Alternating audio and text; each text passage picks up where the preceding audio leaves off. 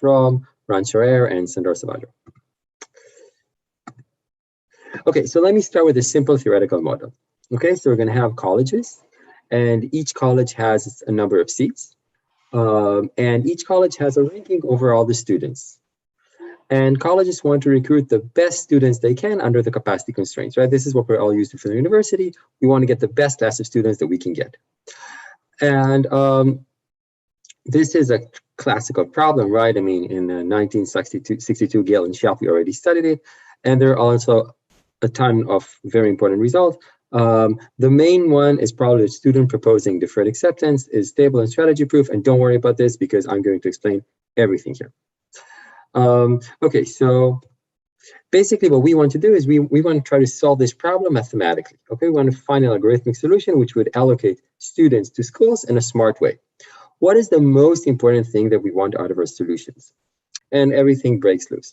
So the main thing that we want, the most basic thing that we want out of any solution to this market, to this question of who should study where, is stability.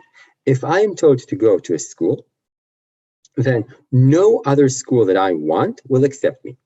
Okay, if I prefer any other school to the school that I went to, they just don't want to accept me. They have better students they like more, and therefore I basically have to go to where I'm told. I'm going to state something which is slightly more general, but you can also think about what I said and it's going to be enough. What we're going to say is that if there is like a set of agents who can improve their situations such that everybody gets better, then it's a problem, right? Because they can just do it and the solution is going to break. In our setting of deferred acceptance, the set of stable matching, so all the solutions where this cannot happen, is also called the core, and we're going to talk about this some more. Okay, so stable matchings are critical for the success of centralized marketplaces. And they're also very good to predict what is going to happen in a decentralized market, right? I mean, this notion of stability is so natural that you usually also get it if you don't do anything, right? You're going to get to some solution which is stable in the end. Again, if the solution is unstable, if I'm accepted to the wrong university, I can always call everybody else and say, oh, I can go there, why not? Okay, now the first question is, can you find a stable matching? And the answer is yes, and this is the Gale Shaping Algorithm from 1962. That Shapley also won a Nobel Prize for. And here's how it goes. Imagine here that our students are Alex. So they usually like given names of like boys and girls, but it doesn't really matter. You can think of it as students. So we have the students, Alex, Ben, Carl, and Dan, and the schools are Erica, Fatma, Gwen, and Henrietta. And we have scores. So Alex prefers Erica, then Fatma, then Henrietta, and then Gwen. Ben has 1, 2, 3, 4. Carl and Dan, and also the schools have preferences over the students, right? So for example, Erica, her top choice is Carl, her second top choice is Dan, then Ben, and the last choice is Alex. So the deferred acceptance algorithm works as follows. You can imagine that it works in days, even though these are virtual days, nothing really happens. And in the first day, every student goes to the school they prefer the most. So Alex goes to Erica, Ben and Carl go to Gwen, and Dan goes to Henrietta. And now if the school can only accept one student. So if a school has 2 students, they basically tentatively pick one of them and send the other one to look for a different school. So in this case, Gwen gets 2 applicants, Ben and Carl, and says, Ben, you're not going to study here because Gwen prefers Carl. So what happens in the next day is everybody who already has an allocation stays there, but Ben has to try a new allocation. So he goes to Henrietta University, and Henrietta now has 2 applicants, Ben and Dan, and Henrietta now prefers Dan. So now Ben is going to stay in Henrietta, and Dan is going to leave and look for another university. Okay. I'm sorry. Henrietta prefers Dan, not Ben. So Ben has to look for another university. So Ben goes to a third choice. This is Erica. Here, Erica has now Alex and Ben. Erica prefers Ben to Alex. So Alex needs to go to a second choice, which is Fatma University. And now every student goes to university. Every university has 1 applicant. So we basically finalize this, and this is going to be the final outcome, right? So we've admitted students to universities in a way which is stable. Okay, and this is going to be the final outcome, and you can see that this matching is stable. So no student would ever want to leave. And again, if we think of them as boys and girls, this is the stable matching, which is least preferred by all women, right? So you can see that the boys are pretty happy, but the girls are not so happy. They get low choices. And we want to translate this into universities and college, and this has been done actually by Al Roth when he designed the NRMP match, so matching American physicians into residencies. And basically, what he said is that matching theory, so this theoretical result about boys and girls, can actually inform market design, so we can actually use this to get from students to schools, and that stability is important. It has been shown that deferred acceptance is strategy proof for the proposing side. So if you note the story that we had before, where the boys and girls was not symmetric, the boys first went to their first choice and the girls had to choose among the boys who went there. So this is strategy proof for the proposing side, so for the boys, but not for the girls. The main thing we want to do, we want to translate this from an imaginary story about boys and girls to a real story about students and colleges is, and this is the important insight, we want the students to be the proposing side because we want them to benefit, so we want them to propose to the colleges, and then the colleges can accept the subset of the students who propose and say, you know, out of the set of students who propose, this is a subset I want, and the rest are going to propose to something else.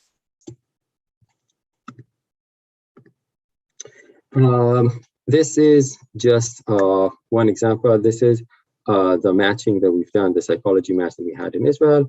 You don't have to read everything. The only thing that matters is there's a GUI, and this is what the students see. And they actually drag and drop here whatever programs that they want. And we actually run deferred acceptance, and this is actually working and admitting students to psychology programs in Israel. Okay, so now I want to go back to the core, which is going to be the topic of this talk. The core is the set of all stable matchings. And what we want to say about the core is that in general, for deferred acceptance, it is not necessarily unique. It is never empty because deferred acceptance finds one, at least one matching, which is in the core, stable outcome. But recent studies suggest that the core is typically small. So there are not many possible stable matchings.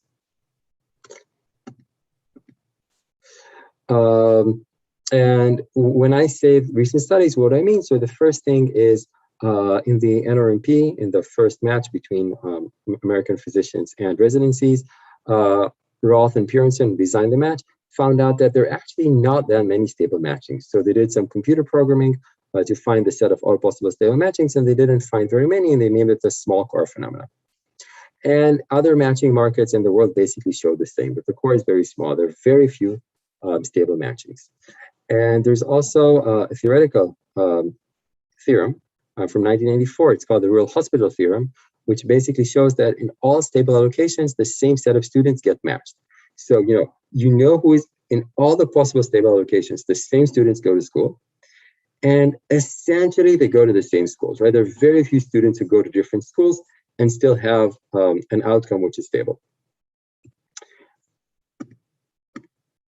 And this was a puzzle, right? I mean, why would this happen? Why not have many stable allocations? Theoretically, you can show there are exponentially many stable allocations.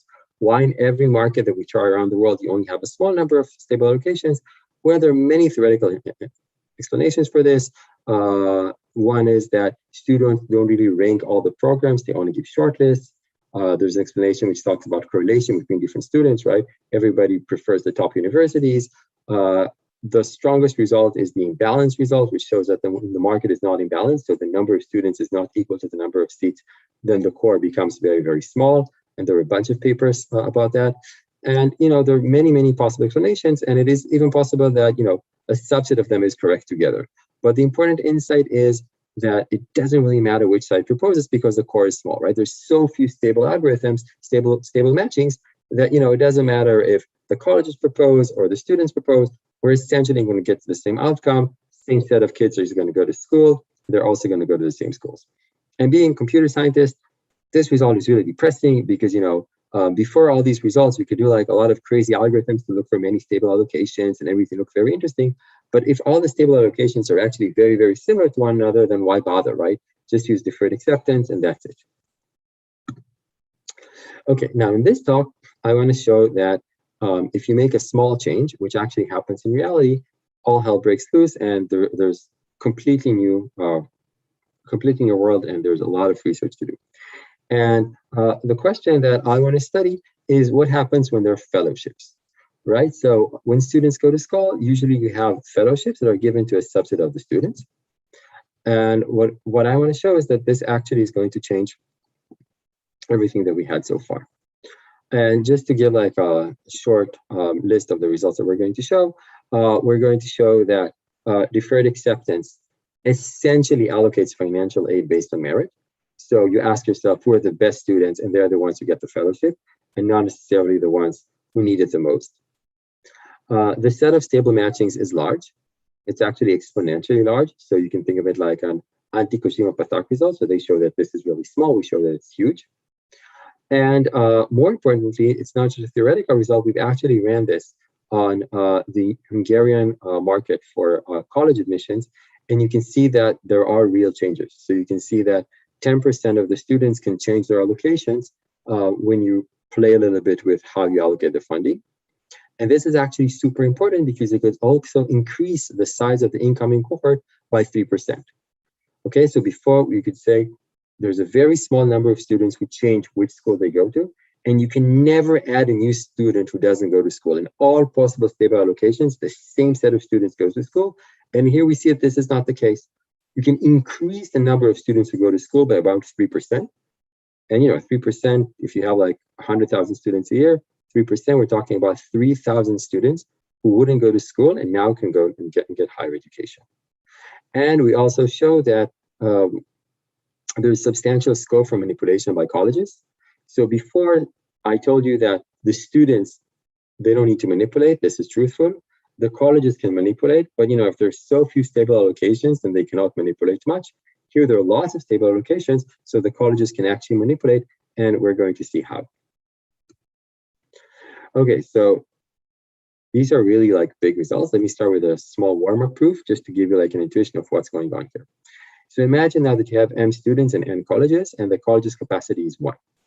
Okay, so each college is only going to accept 1 student for a funded seat and 1 student for an unfunded seat. And any assignment is acceptable, so students would always want to go to school. They always prefer to not go to school, and colleges want to fill their classes, so no students is unacceptable. They want to get the best students, the students that they like most, but they'll take somebody. And again, this is just an example, right? All these things we can relax, we're going to relax later. And now another assumption I want to make is that agents prefer money. Okay, so students prefer getting paid as to not getting paid, but they care lexicographically more about the identity of their match partner, right? So if they need to choose, where they go to school is much more important than whether they get funding or not. And the claim is that twice the minimum of MN agents have multiple stable allocations, right? So what's going to happen here? So you're going to have like the students and the colleges. And since everybody is acceptable, then either 2 N students are going to study if you have enough rooms for everybody. Or, I'm sorry, if you don't have enough rooms for everybody, 2 N students are going to study, or M students are going to study, right? Because there is enough room for everybody.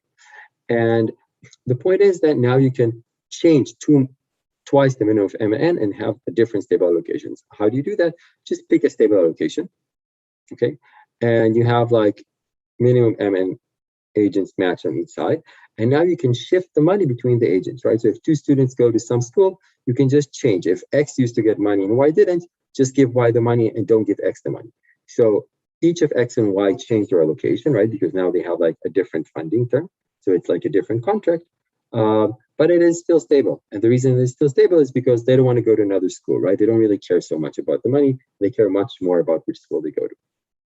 Okay, so this already shows us that there's something interesting going on because almost, a huge number of students can change their allocation, and there's actually an exponential number of allocations because you can choose any subset of the pairs and flip them.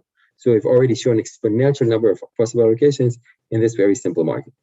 Now, this is not really interesting because, they basically go to the same school. So maybe we should say, it's not that important who gets the funding and who doesn't, but it already shows that there's something really interesting mathematically going on. And now we can start seeing what to do with this. Okay, so now I want to talk about deferred acceptance and show that this is basically giving the funding to the students who the schools like the most. Okay, so how this? So I just want to say before we talk about this is that deferred acceptance is actually used in Hungary, Turkey, and Australia to assign students to universities. And in all these countries, what's happening is actually that the students who the school wants the most get the funding without noticing their financial status. And how does this work? So the way that it works is this. We assume that applicants always prefer to get funding versus not get funding, right? So maybe I want University A with funding, then University B with funding, and then University A without funding. That's okay. But I will never prefer University A without funding to University A with funding. That doesn't make any sense. And if I'm making this assumption, then the way to run deferred acceptance in these cases is basically to say, okay, let's treat University A as two universities, University A with funding and University A without funding. And now instead of having N colleges, I have 2 N colleges, right? Where again, each 2 fake colleges consisted of 1 real college. And then the students basically rank all the possible colleges where, again, they rank each college twice, 1 with funding and 1 without funding. And now I'm back to the original problem, and I can write deferred acceptance and basically assign students to colleges. Okay, and then if you run this, then the student, the colleges with the funding and the college without the funding, University A with funding, University A without funding, they're really the same university, so they have the same preferences over the students. And therefore, students will always go to University A with funding before they go to University A without funding. And University A with funding is going to choose a student they like the most and send the other one away. So essentially, the students that universities like the most, they're the ones who get the funding. Let me give an example. And in this example, you'll also see what happens and how we can increase the number of students that study. So imagine that you have 1 college C with 2 seats and 1 scholarship, right? The simplest possible situation. And I also have 2 applicants, R, and you can think of R as a rich student, and P, and you can think of P as a poor student. So R prefers the funded seat to the unfunded seat. That's easy. You know, even though R is rich, they always prefer more money. So basically what we have is R prefers RF, R funded, to R funded, R unfunded, and they prefers that to not going to school, right? R would always want to go to school even if they don't get money. And P really needs the money. So P finds only the funded seat acceptable. If they don't get the funded seat, they go to school. They just don't go to school. So these would be the preferences of P. They prefer the funded seat, and then they prefer not to go to school, and they cannot go to school with the unfunded seat, right? So that's like the lowest possible thing. That's just not going to happen. And now imagine that the college prefers R to P. Okay, for some reason, this is what happened. So what is going to happen here, right? And here's an example, right? So the college prefers getting both students to getting one of them, but they prefer R to P. And since we're running deferred acceptance, then what is going to happen is R and P are going to apply to the funded position of the college. The college prefers R to P, so R is going to keep the funding position, the funded position, and P is going to have to reapply, and P will apply to the unfunded, and P can apply to the unfunded position. Okay, so let's kind of see what happened. So here we have R who prefers RF to R funded to R unfunded to nothing, and we have P who prefers P funded to nothing. Okay, and they will never go to school if they don't get funding. And this is the college. And what would happen is basically this: R and P both compete for the funded position. R gets the funded position because the college prefers R to P, and then P doesn't go to compete for the unfunded position. P just goes home because, you know, if they don't get the funding, they don't want to study. So the stable outcome is basically going to be the red thing that you see here. R gets the funding, P gets nothing, and the college gets the rich student in the funded position. However, there's also another stable outcome in which R gets the unfunded position, P gets the funded position, and the college gets R is unfunded, it's P unfunded. And you can see that if you start from the blue allocation, from the stable outcome number 2, it is still stable, right? Because if R would say, "Dear college, can I get your funded position?" The college would say, "No, I prefer to keep you as unfunded and the poor student as funded to the option in which only you're studying and getting the funded position." And the poor students, of course, prefer this to not being funded at all. So this allocation is stable and is actually much better. If you think about it from a market perspective, it's a much better allocation because now 2 students get to go to school instead of just 1.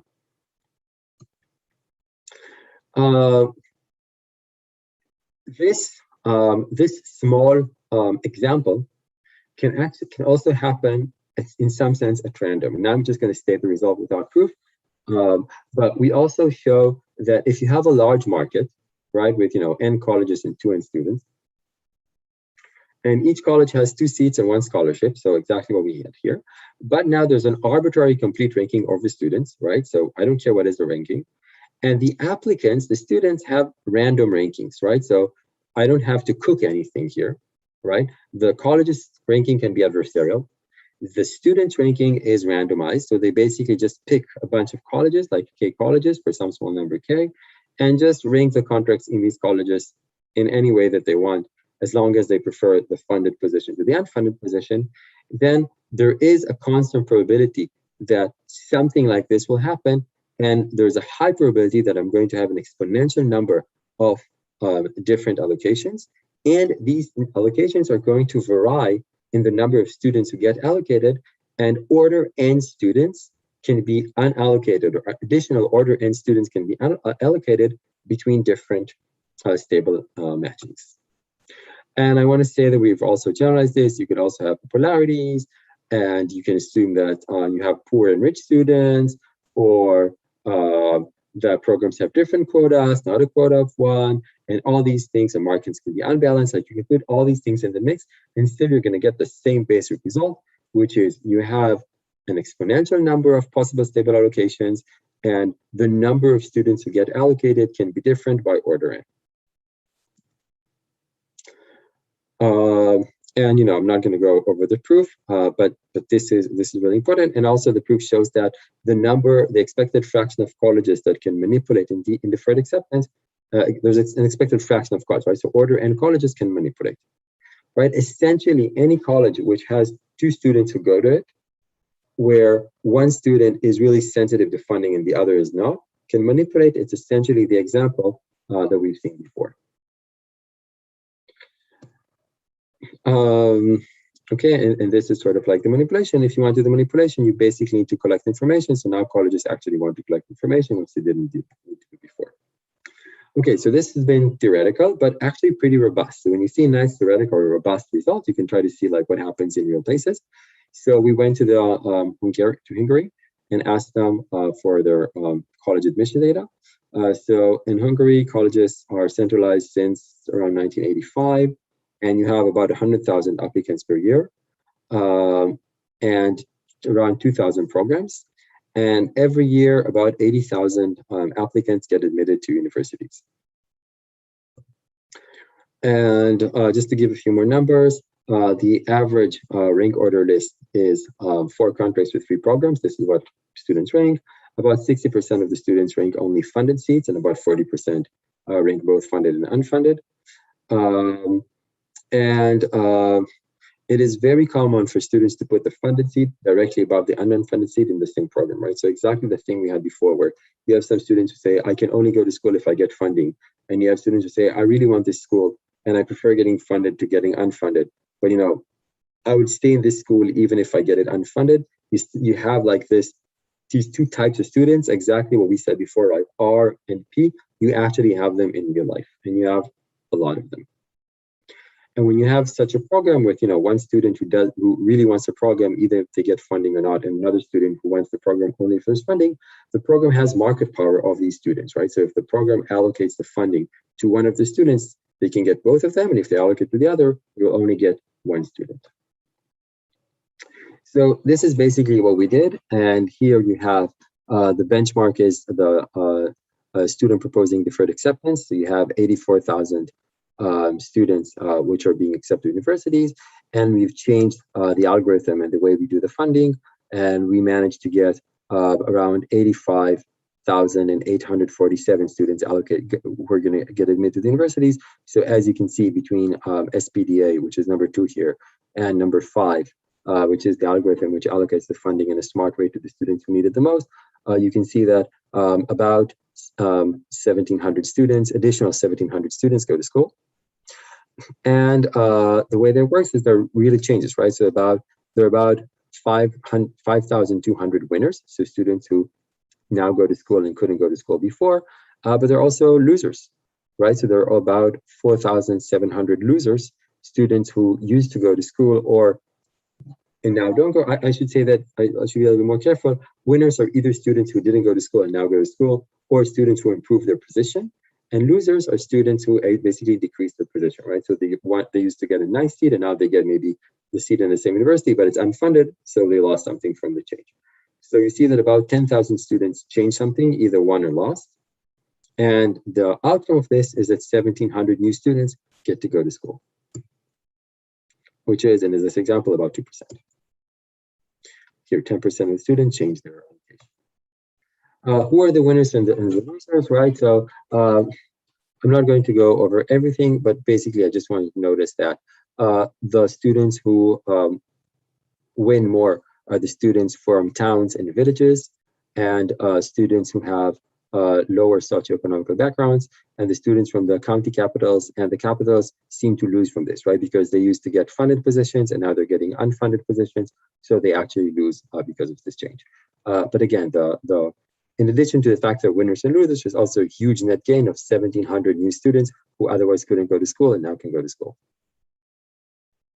And here there are more numbers. Basically, unemployment rate is important. Gross annual per capita income is important. We basically see that, you know, it's not just we're helping 1,700 students, we're also helping the students from the lower socioeconomic backgrounds. So it's exactly the people we want to help. Conclusions. So first, some theoretical conclusions.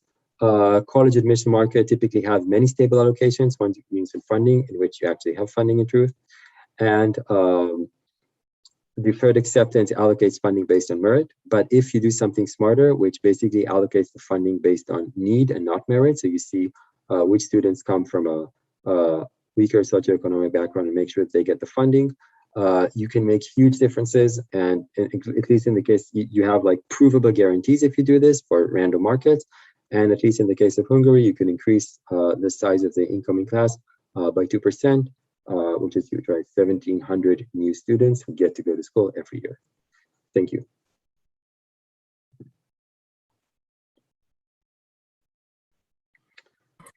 Very good. Thank you so much, Avinatan, for that interesting presentation and all the work that you're doing. I'm going to see if there are any questions. So if anyone from the audience has questions, please feel free to drop them in the Q&A. And while we wait for questions, I'd be curious to hear your perspectives on sort of in terms of next steps and promising directions that you see here at this interface of, you know, allocation and mechanism design education. What are some topics that come to mind for you, and what do you see as the sort of big challenges? Okay, so first, I think that we're just scratching the surface on the things that can happen. I mean, the fact that there are multiple different allocations is huge. It means that we need new algorithms to find them.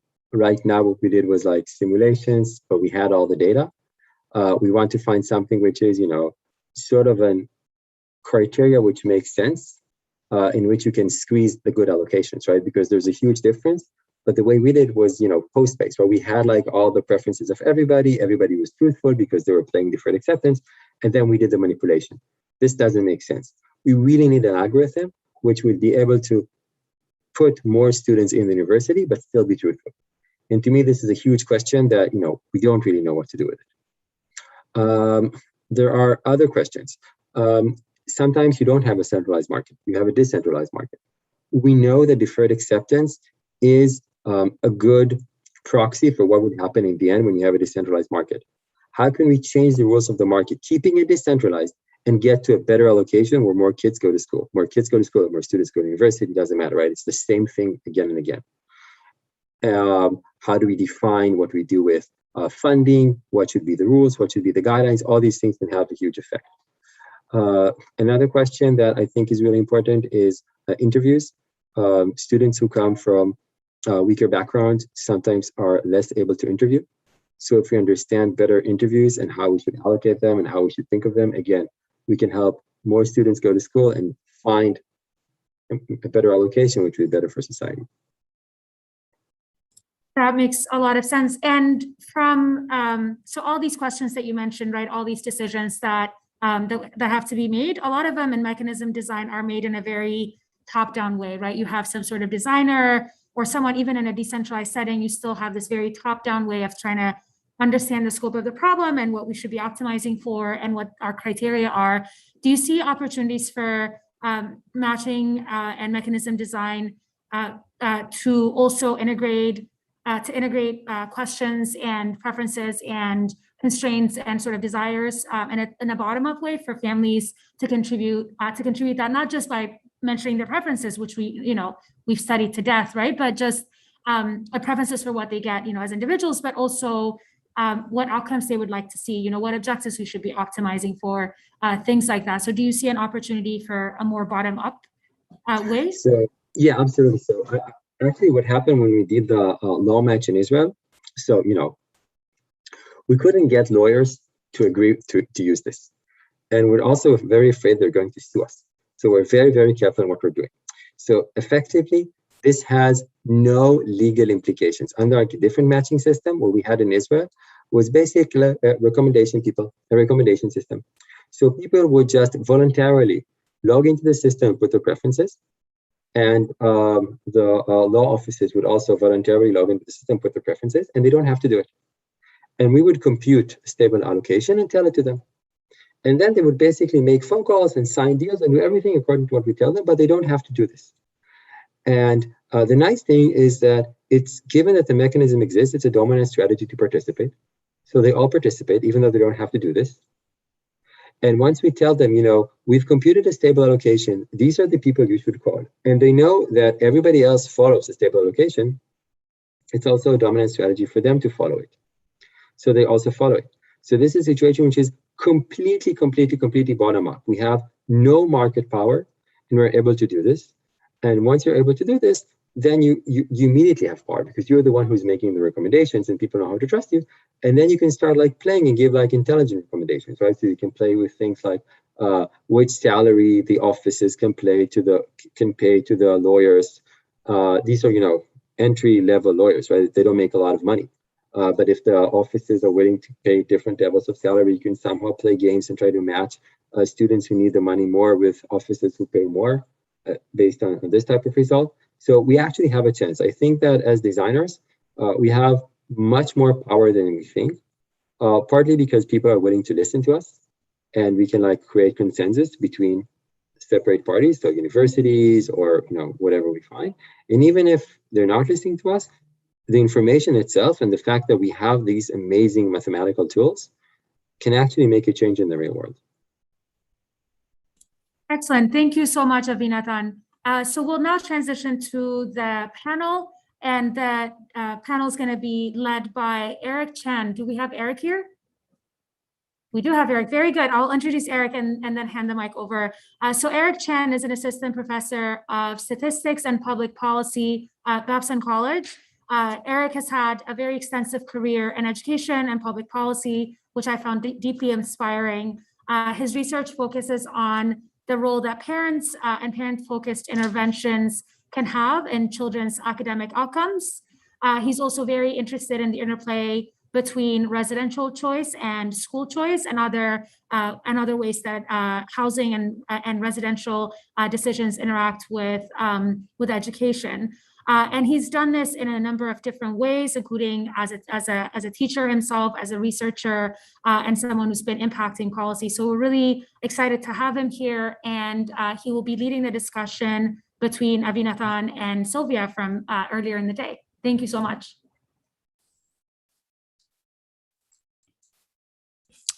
Well, thank you for that, Red. Thank you for that wonderful introduction. Can everybody see my screen, hopefully? Is it awesome? Great. So thank you everyone for just coming to this education keynote panel. It's actually my pleasure to be here and to be invited as a discussant for this pair of great keynote speakers. I first want to thank, obviously, Sylvia and Avinatan for their wonderful and very insightful presentation that spanned, Mexico and Hungary, and I'm American personally, so hopefully I bring more of an American perspective and experience to this conversation to sort of broaden the issues that we're tackling with today. I just want to start off by telling a story from my own personal experience that sort of, I believe, unifies a lot of the themes that we saw from the presentations. And let me actually just speak slower so that the interpreters can catch up.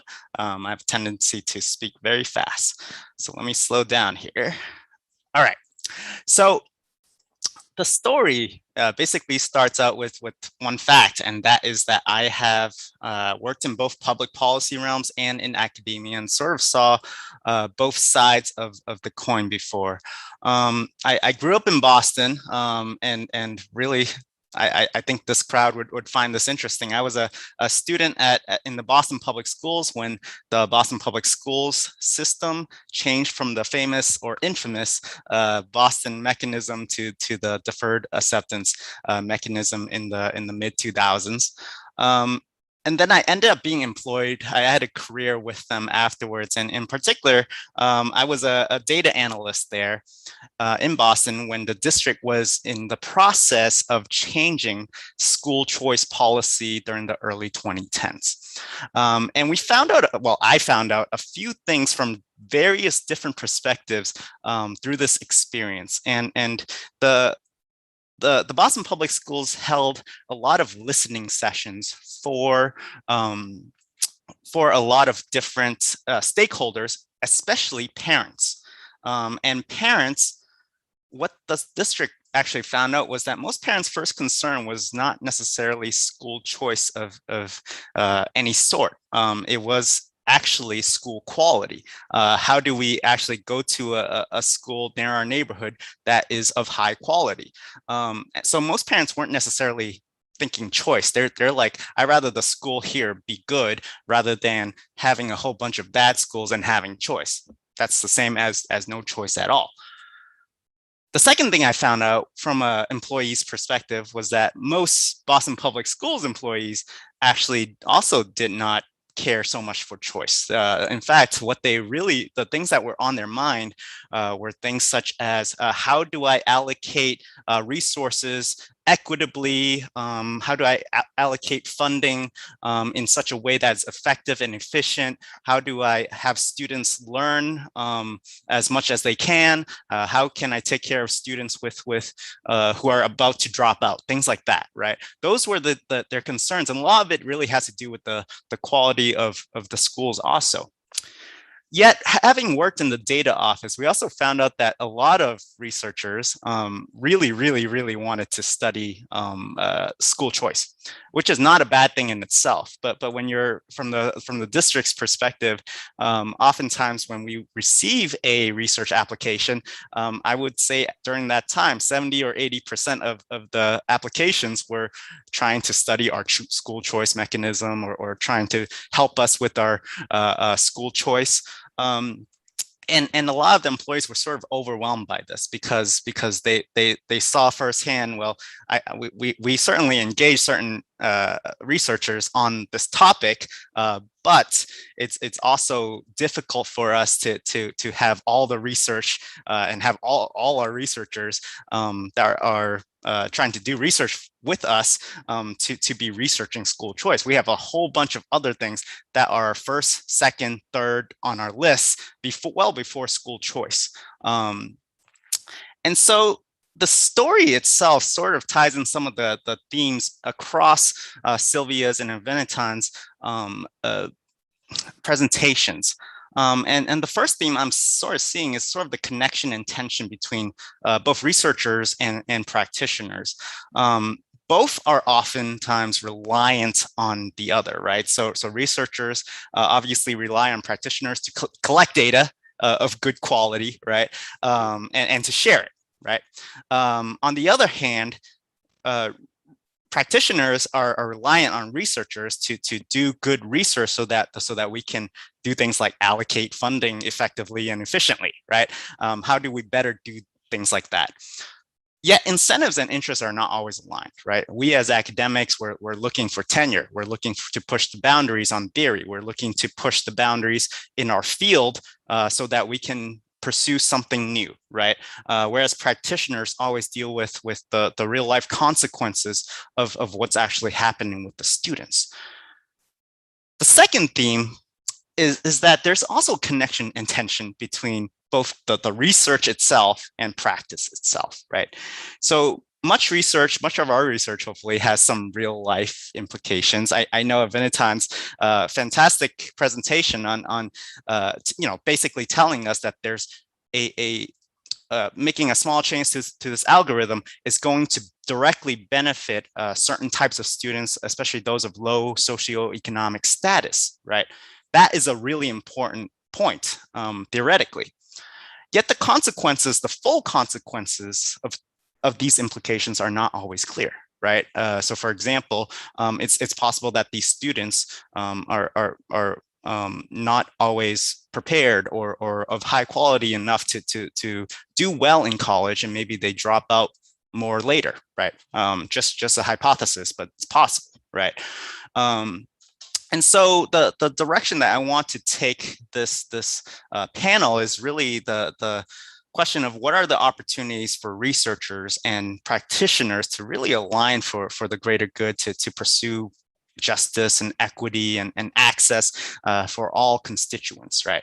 So the first question I'm going to ask here is really trying to get at the difference between sort of Avinatan and Sylvia's presentations. So obviously Avinatan showed us a very good example of how a simple change to an algorithm can make a difference in practice.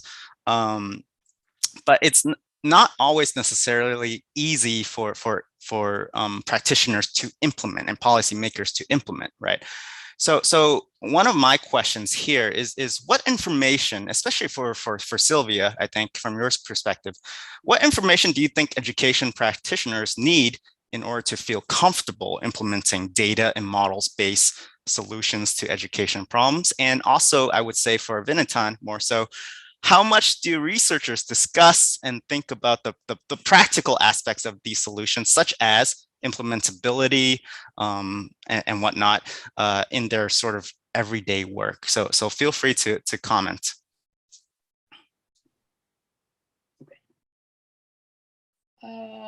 Should I go first or should Abby? Yes, that sounds great. Yes. Okay.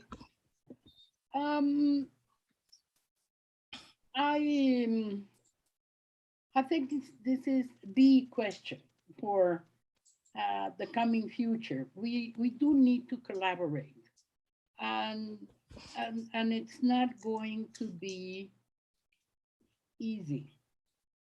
Decision makers in Latin America, which is the case that I know best, and particularly in Mexico, have been influenced by evidence-based analyses. We have been a part of the OCDE and a part of the World Bank and the IDB. And all of these organizations have illuminated some areas that have led to policies.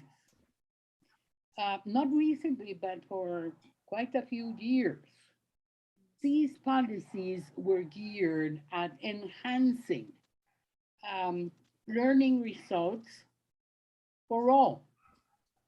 But they for many reasons that have been analyzed, evaluations of programs conducted, the results have been very frustrating, very mediocre.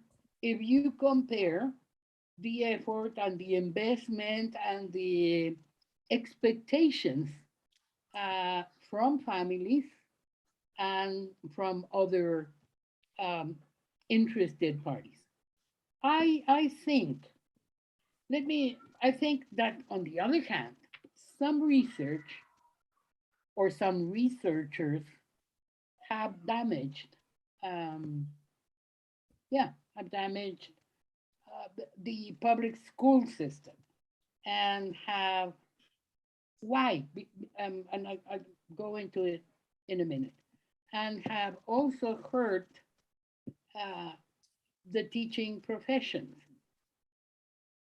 Let me just make the case for the standardized testing that we do. And we in Mexico, it hasn't been done, but mainly because of the sanitary crisis in the past 2 years. But it will need to come back.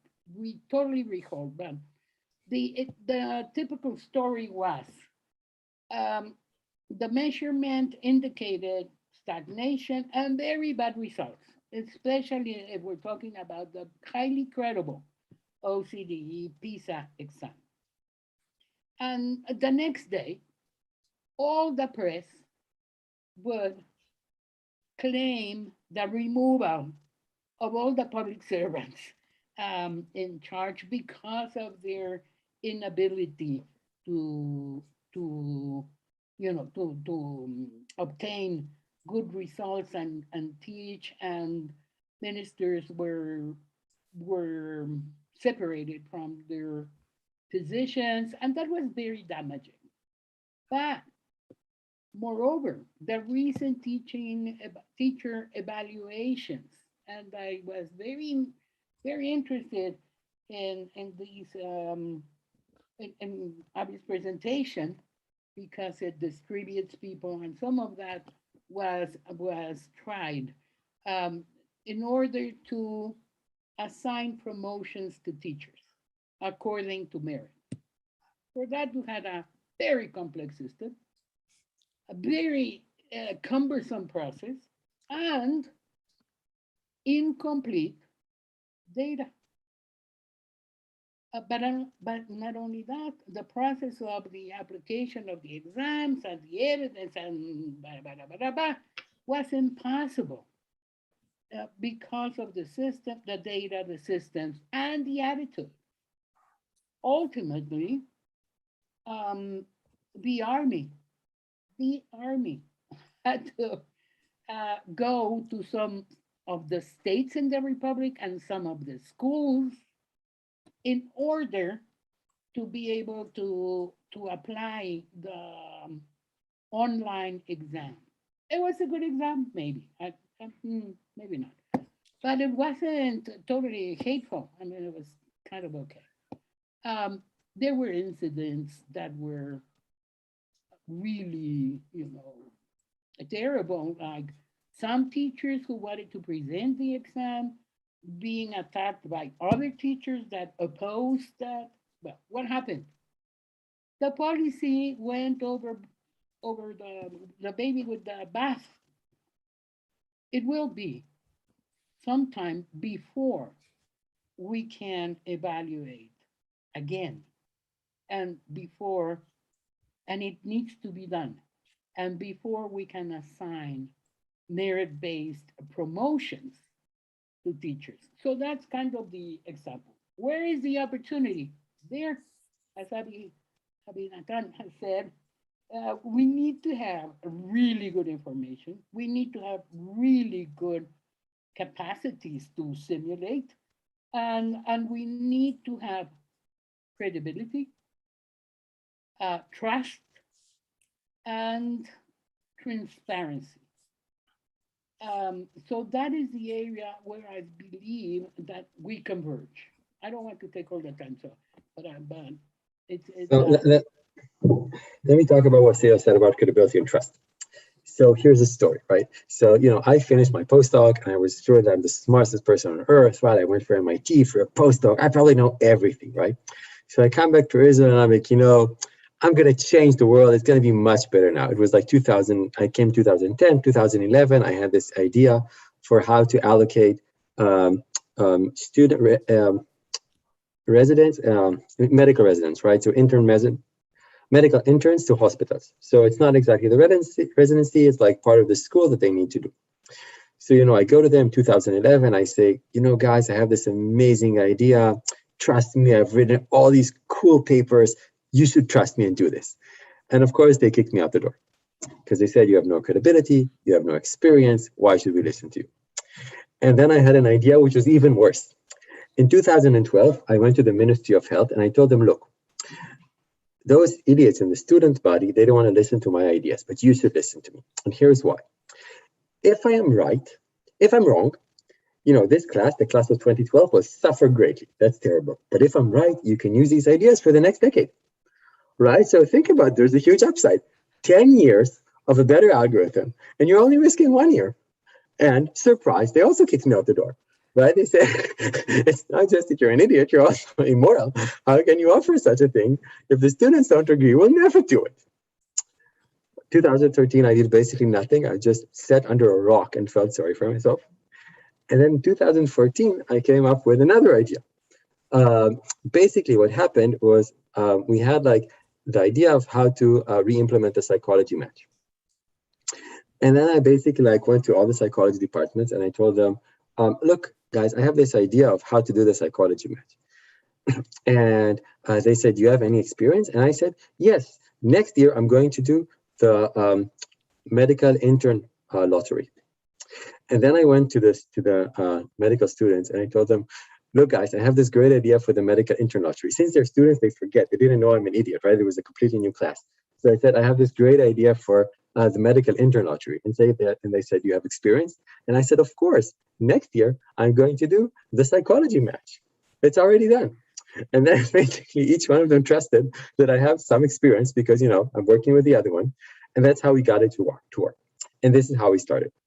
So I guess what I'm saying is, yes, credibility is a problem. They never believe us. They never trust us. But if you go to them and you go with data and you try again and again and again, and you try to convince, in the end, you can do these things. And once you do it once, it's really easier, right? I mean, you do it once, you get credibility, people get to trust you, you can show your success, and you can actually make a difference. So I think that, for me, all the systems that I was privileged to work on, in some sense, were much more gratifying than writing papers. And I urge everybody in this field to go in your environment, in your city, in your country, wherever you are, and try to use these tools to actually make a difference. Yeah, thank you both for those really interesting answers to my question. I especially, this is great to hear from a sort of a policymaker's perspective, also from about how researchers can be damaging to policy, but also the interchange between how do you gain credibility and trust. I think is certainly something that researchers can sort of take that mindset with them and improve their research also. I don't want to take, there's a lot to unpack there, but I don't want to take up all the time on this question. So let's move on. The second question I had sort of relates to this theme of data, because in our previous conversations we talked a lot about sort of like just access to data and having access to data. From your respective perspectives, sort of what are the opportunities and challenges you see related to data, whether it's collection, quality, sharing, governance, anything really, that can affect the quality of research that we do, and how do you think we can improve upon these issues? So I think that data is critical. Data is critical for two reasons. One, because it makes you see that what things actually work in practice and what things don't. And B is because it buys you credibility. Very often what I see is that the policymakers, they're not used to computer science, they're not used to programming, they cannot really process the data the way that we can. So if you come to them with the data and show them, this is actually a really good way to earn their trust. And the real part, and not like the funny story of telling stuff, was actually that in 2014 I had more data, and this is why I could convince them to do stuff. And to me, this is a place where we as researchers should help each other. And whenever somebody designs a market, it's really, really important that you can keep access to the data, and B, that you're in a way where you can share the data with other researchers who want to work with you. And if you go to somebody who is like already working with the market and try to work with them and do something together, often you can't just give the data freely to anybody, but you have like some ability to collaborate on the data with other groups, with other researchers. And if you do this, this can actually help them jumpstart their research and get them to be more proficient and get them to work. And then they can also go to other markets and actually make a difference. So it's all about us helping each other. Right. Let me, the thing is that data sets are highly deficient in this country. We have a lot of data, but it's very dispersed and inconsistent. The main source for the past 30 years, which is an advantage, is Form 911. It was previously you filled it out, and you filled it out. Everybody received that format and then it returned, and many mistakes were made. But Form 911 reported on each of the schools, teachers, students, some conditions, infrastructure, blah, blah, blah, a number of variables.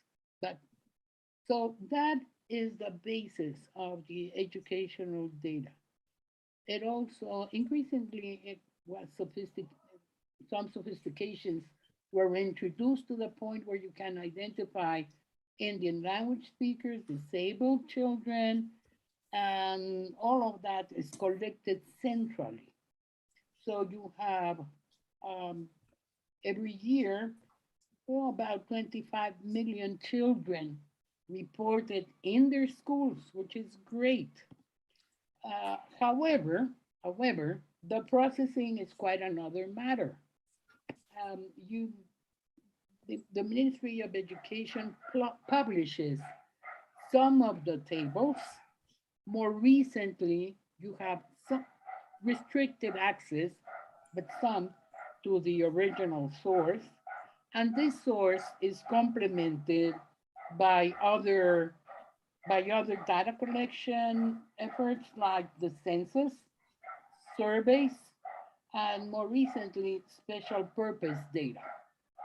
Now, the problem is to have access to the data. There hasn't been a serious, comprehensive study of the quality of the data. The federal source, which is the one that relies on this 911 form, is different from the data collected by the 31 entities or subnational level authorities. And then you have all kinds of great problems for people like Avinatan to solve, and Eric. There isn't a policy of collection, dissemination, and use. So partial data sets have been enhancing, well, what we know about the system, but you always miss out on Indian children, rural schools, populations that are not served in schools, but in an informal, more community-based type of attention. So yeah, there is critical need to have a good policy, and that should be discussed with users and analysts of those data sets. In the past, those the information on school attendance and who did well and all of that, on school choice possibilities, I understand that very well, were restricted. It was not public until the late 90s, where there was a policy for data transparency and an institute that guaranteed that right of access to public information. But it's not been that long. So my conclusion is that for a dialogue, a productive dialogue between the educational authorities and the analysts and researchers, there needs to be this connection. This bridge is made up of data. So we need to know, we need to determine what kind of data is absolutely essential, what is public, what is the limitation of those data sets, how do you complement the surveys, the special purpose data collection, and the census data with the school data.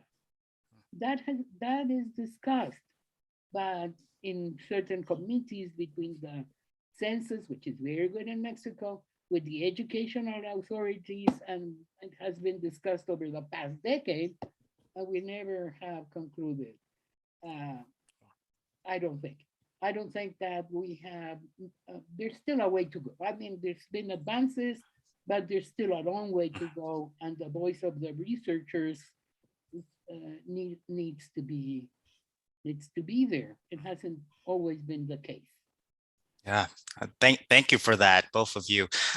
Just to add my 2 cents, even here in the US, I once did a research project using excellent data from a school district on their gifted and talented program that connected students for many years. And I was able to measure the impact of a gifted and talented program on students. And unfortunately, when I gave the results to the school district, they actually didn't allow me to publish the results because it didn't flatter them.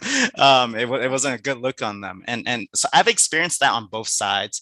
And it's unfortunate, but it certainly, I think, goes into a lot of the trust really has to be on both sides, right? And I think how do we discuss and have an honest conversation about these things, I think can go a long way between policymakers and researchers, right? Red and the other organizers, is there still time or should we stop here? I think we should be stopping soon. I think we're running a bit over if I'm not reading this wrong. Is that correct? I think that is correct. Yeah, I think we're running about 5 minutes late. If you do want to close out with an extra 5 minutes, we can kind of push everything back a little bit, but not too much. Okay, sure. I'll take an extra couple minutes then. Just one last question, and I think the key thing that Sylvia's presentation sort of stuck out to me was when she said, but we need to ask pertinent questions. And I think closing out on this note might be great. What would you say are some of the more pressing problems in education that can really benefit greatly from data and models-based solutions in general? So this is something which, completely, is nothing that I've ever worked on. So I think, I have done very little towards the important problems, but to me, the important problem is actually helping kids when they're there. So instead of like allocating them to the right place, actually allocating additional lessons, additional resources, additional attention to the kids who need it the most, and how to do this allocation in the most efficient and effective way. Yeah, I would basically agree with that very elegant definition. But I would say that the most important problem that we have in the world, certainly in the Americas, including the US, has to do with including children. They may be in school, but that doesn't mean that they are included. We need to better understand these new generations, and we need to better understand what happened to them during the 2 year, well, not 2 year, but 17 months of separation from other humans, except their parents. And sometimes that was a very sad experience. So I think that's our challenge. How do you, and this is where the simulation and the power of technology and computer science comes in. How do you serve diversity? What do you factor in? How many ways that derive in new pedagogies, in new schools, in new experiences of teaching and learning can you develop to better serve or to serve appropriately these very hurt, very diverse generations that we don't want to call the generations of confinement or of the COVID-19 generations. We need to bring them out of that possible classification and call them the generation that was served with appropriately because we knew them well and we had the ability to bring solutions to their lives. So that's really our problem. Yeah, thank you. So with that, I want to thank you both for being a part of this panel, and I thank you for the organizers for just having these wonderful keynote speakers for us to listen to today. So thank you. Thank you, Eric. Thank you, Alex.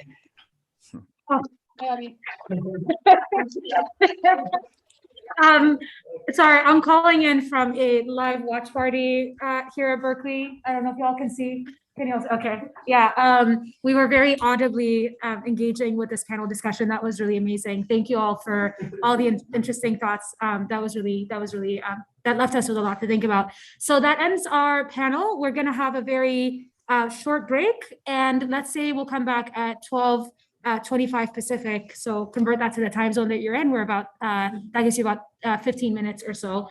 So we'll be back for a session on admission and representation. So we'll see you all very shortly. Thank you so much.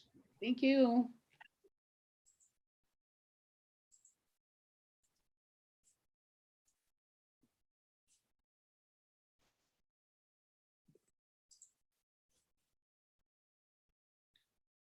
Thank you so much to Eric and to our speakers and translators. Oh, thank you for inviting me. Can you still see my screen? I'm trying to get out of it. It's currently, yes. Okay. Right. I'm having a little issue with my computer, so I'm just gonna. Are you able to kick me out because I can't? I'm having a little bro. Oh no, I can do it. Thanks. Bye. Thank you, Eric. So for the speakers in the next session, I guess since we're starting about 10 minutes into the session, it means each of you will be giving your talk about 10 minutes later. Just checking that's okay with everyone. Okay. See a couple of nods. Okay, and see if all the speakers are here.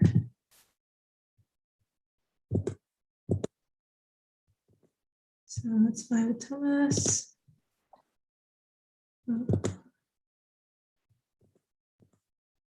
Oliver Phaedra, that was fine with you as well, Mary? Yeah. Okay, great.